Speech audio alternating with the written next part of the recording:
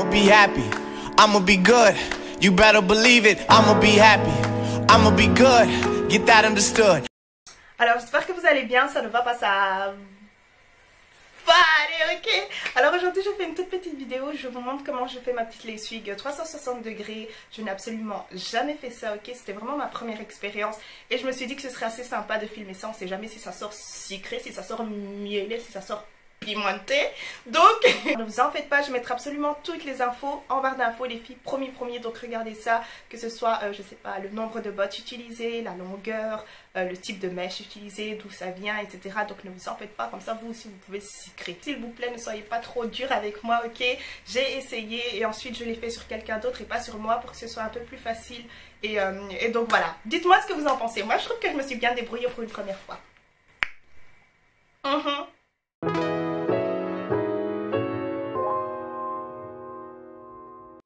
Alors comme je vous l'ai déjà dit, je ne suis pas trop du type à relever mes cheveux tout simplement parce que je sais pas, avec mon fronton ici c'est chaud un peu, tu vois. C'est pour ça que tout ce qui est 360 degrés ou alors 180 degrés ça ne sert pas à grand chose pour moi parce que moi je n'aime pas avoir les cheveux relevés tout simplement. Et donc voilà, mais pour les personnes qui aiment beaucoup avoir tout ce qui est une queue de cheval et machin, je trouve que c'est assez pratique et ça peut faire super naturel en fait si vous prenez le temps de bien épiler, de bien faire les étapes nécessaires. D'ailleurs j'ai fait une petite vidéo sur ça, comment rendre sa coiffure protectrice naturelle, quelque chose comme ça. Je mettrai le lien en barre d'infos si jamais vous êtes intéressé. Alors si c'est votre première lessive et que vous avez déjà essayé, que vous avez galéré, etc., ne vous en faites pas, je vais essayer de vous passer toutes les astuces. Alors je vous recommande fortement d'avoir cet outil là, il est hyper pratique en fait. Donc ça permet en fait de tenir votre tête de mannequin, vous pouvez bouger par la gauche, à droite, devant, derrière. Ça rend le processus on va dire un peu plus facile. Alors là je vais vous montrer comment assembler tout ça en quelques minutes.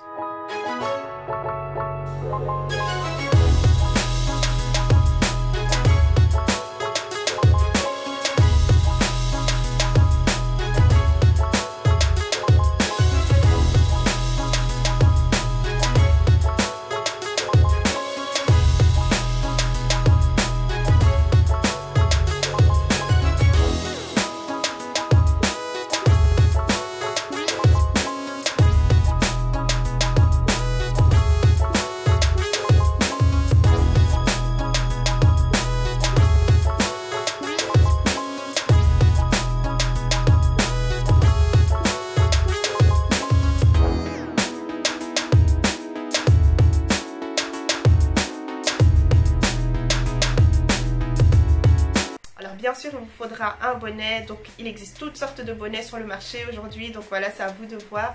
Mais personnellement moi ce que je prends c'est des bas, oui. Je prends des bas en fait pour faire mes lace-wigs parce que je trouve que c'est beaucoup plus confortable et puis c'est bien épais. Donc voilà, les miens je les achète chez Primark, il y en a plusieurs à l'intérieur. Et puis comme je vous l'ai dit, je les prends parce qu'ils sont bien épais. Donc quand vous allez faire vos doubles nœuds ou alors même vos triples nœuds, ça ne va pas se déchirer.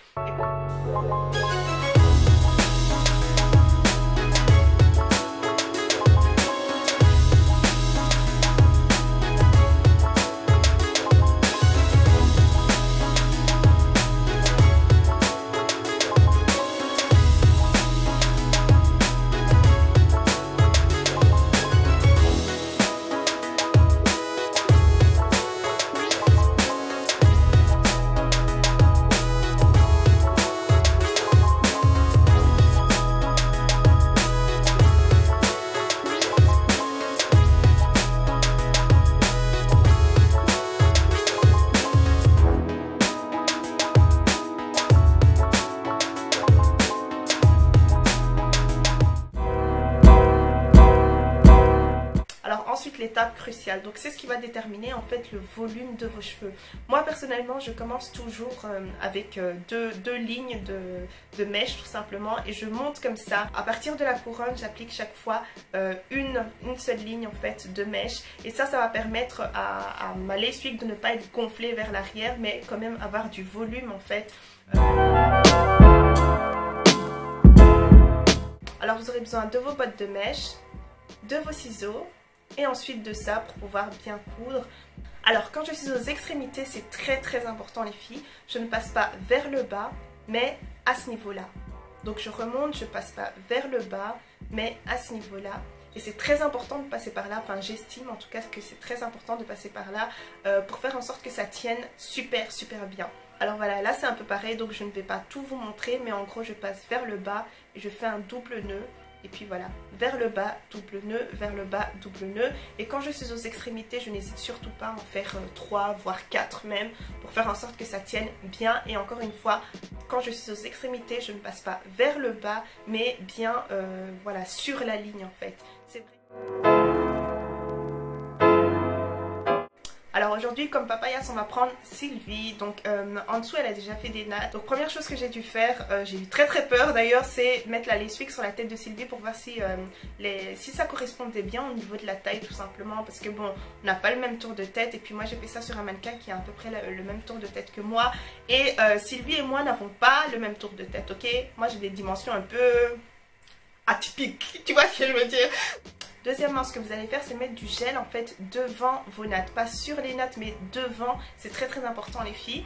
Et ensuite, vous laissez la première couche sécher complètement. Ensuite, vous allez placer une deuxième couche. Alors pourquoi est-ce que je fais ça? C'est pour faire en sorte que la colle tient assez bien. Comme ça, la lace wig tient sur la deuxième couche de colle et pas sur la première couche de colle. On ne sait jamais, voilà, si vous transpirez ou quoi, ben vous aurez toujours cette deuxième colle en fait de protection. C'est très important. On ne veut pas qu'ici ça tienne et que devant ça fait... Oh non, we don't want any disgrace, ok?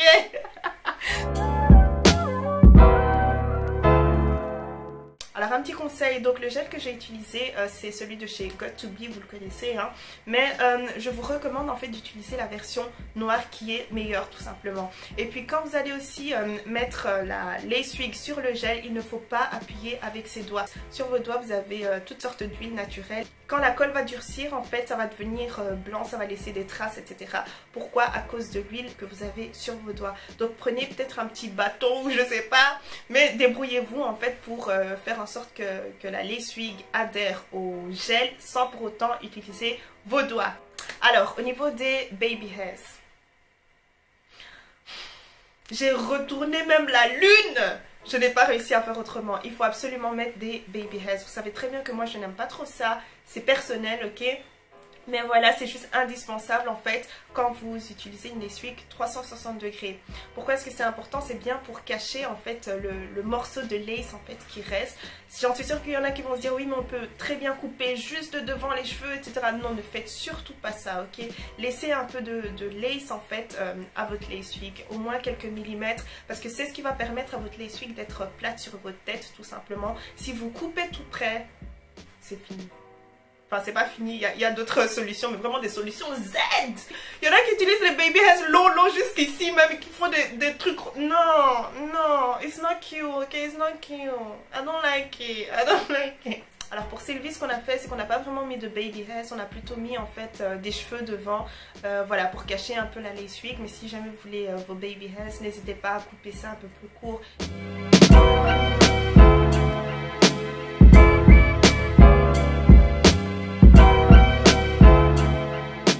Ensuite, dernière étape, l'épilation. Donc on aurait pu épiler par-ci par-là, mais Sylvie aimait vraiment bien le résultat comme ça. Donc je me suis dit que allez, j'ai vraiment envie de lui faire plaisir, donc je vais laisser ça comme ça. Et puis c'est quand même elle qui va la porter, donc on va laisser ça comme ça. Et j'avoue que ça faisait quand même assez naturel sans pour autant épiler.